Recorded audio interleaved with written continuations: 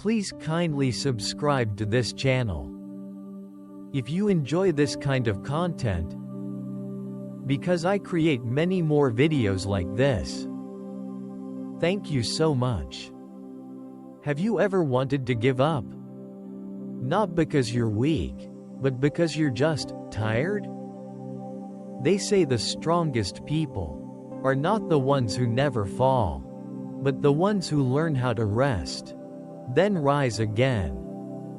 But we forget this in a world that praises hustle and mocks stillness. We think resting is quitting. We think pausing means we've lost.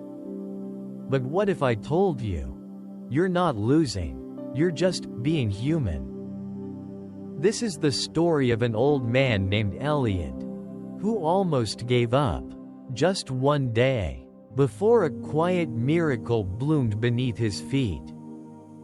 And maybe, just maybe, his story is yours, too. His name was Elliot Carter, a quiet old man who lived alone in a small wooden cabin at the edge of Pine Hill Village.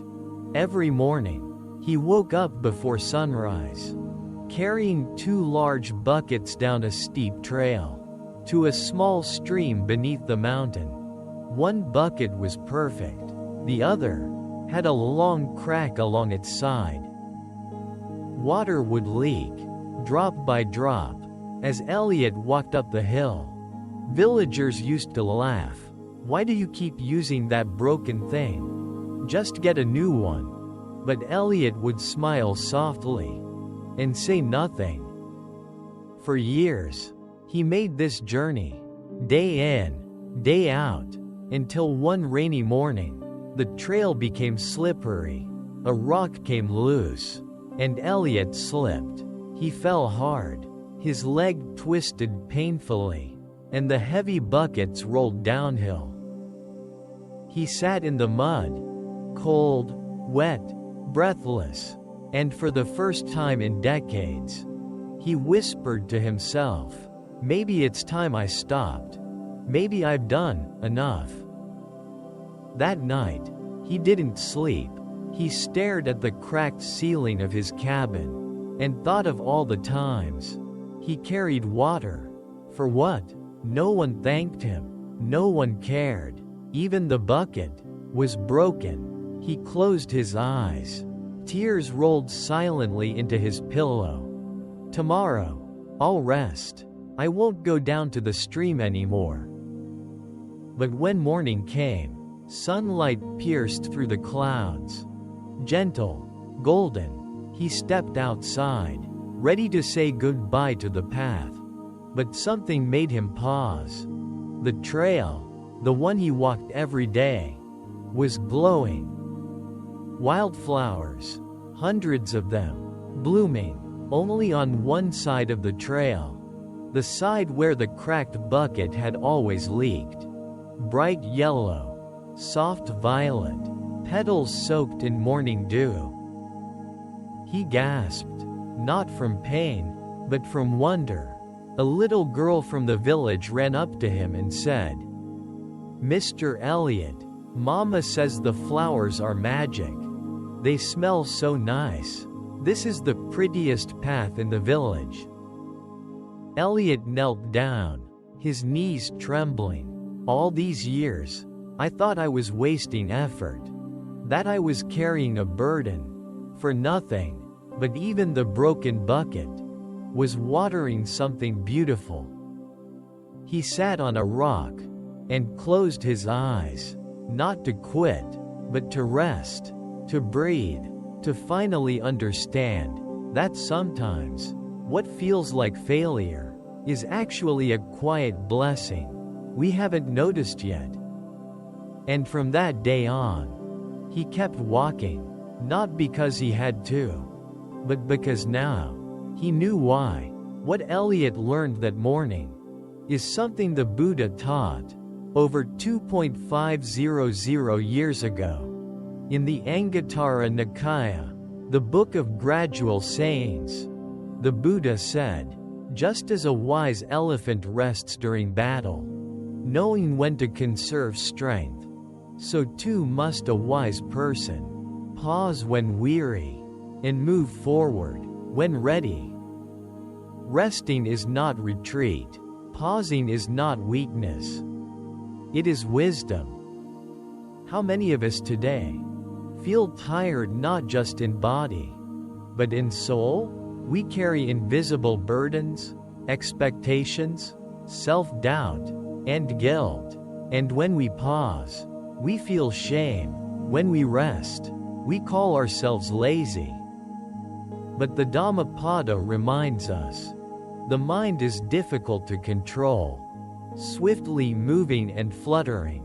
The wise tame it, as a skilled trainer tames a wild horse. Dhammapada verse 35, to tame the mind, we must allow it stillness. Just as the body needs sleep, the heart needs silence. Let's go back to Eliot's cracked bucket. It's a metaphor for the flaws we hide. You see, in Buddhist thought, even imperfection serves a purpose. A leaky bucket waters flowers. A broken heart feels more deeply. A quiet retreat plants the seeds for awakening. The law of karma doesn't measure greatness by noise or speed. It sees intention. It sees effort. It sees how you rise after you fall. Eliot's act, carrying water every day, seemed small, insignificant, but the universe was watching.